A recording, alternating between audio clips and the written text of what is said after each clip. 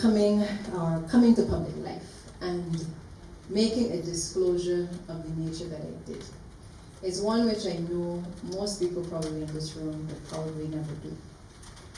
But I ran a campaign with my Prime Minister where we spoke about being open, we spoke about being transparent, we spoke about talking to people and communicating with people. And I don't know anybody else who is as real as the Honorable Prime Minister of this country, and who gets down into the trenches and feels the pulse of the people in a way that nobody else, as far as I know, can do.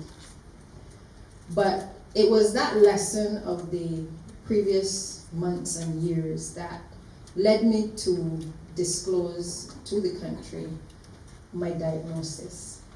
And while I know that many people could also not appreciate along the journey why I would not wear a wig, because part of cancer treatment is, for the most part, that you're going to lose your hair. Again, for me, it was about showing not just Barbadians, but I think the world, what cancer can really do to somebody. And it can do it not just to anybody. It can do it to politicians. It can do it to the housekeeper. It can do it to the doctor. It can do it to any single person in this country. And where people may often feel that politicians are up here and we don't feel the same pain, we don't have the same issues, I think what it did for certainly most Barbadians is to let people realize that we are people too. I must tell you that the support that I received from average Barbadians was tremendous. I cannot tell you how it felt knowing that an entire country was rallying behind me. I can't even be, words cannot even explain.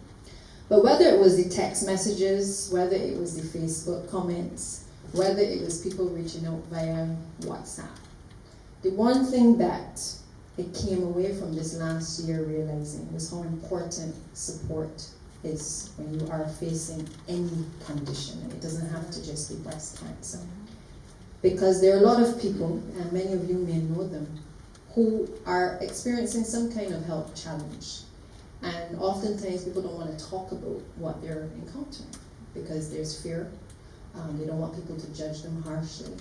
And even if, like in cancer treatment, you go through a transition where it's visible, that's even worse. People want to cover up and not share with people their experiences. But I took a decision that I would not wear a wig. Primarily because I guess as a child, I hated to have my hair combed. That's probably why I ended up with locks for over 25 years. But I made a decision that I could not spend time doing all this cosmetic stuff. Those who know me well know that Selena's here, my best friend, knows that I wear makeup occasionally, but it is very painful exercise for me to endure. And I tip my hat to women who do it every day. But there are some things about being a female that I have put one side, and the makeup and the hair thing and spending all of that time doing those things was never me. So the transition to, making that choice about what do I do? Do I cover it up? Do I now for the first time after 25 years wear a wig when people know that Santi has never worn anything synthetic on her head? All of those things started to race through my mind. How would the public react? And I said, go brave and just beat the head without the hair. Because I've already disclosed to the public I've got breast cancer. I've already told you that I'm going through treatment. There's nothing else to say. What you see is what you get. But despite having the condition didn't have me. And that's what I want people to understand, that whether you are diagnosed with breast cancer or diabetes or any ailment, it can only get to you if you allow it to become you. And so I boasted of having my hair or no hair or a few strands of hair but I'm proud today to see the little curly hair coming back slowly. I didn't even remember that I had what the Bajans is called good hair. Because I hadn't seen the roots for the 25 years that I wore locks. But that notwithstanding, it allowed me to realize that a lot of the things that I had said to people, be yourself. Go brave, don't care about what people have to say. I felt as though the last year I got tested every single day by all the inspirational things that I had told people that they must do for themselves. And it was at that point that I had to make a conscious decision. Do I live by what I say to people and how I inspire people? Or do I pretend that none of those things really matter? And I must tell you that by going that route, the messages came. And the survivors started to reach out, and the cancer sufferers started to reach out.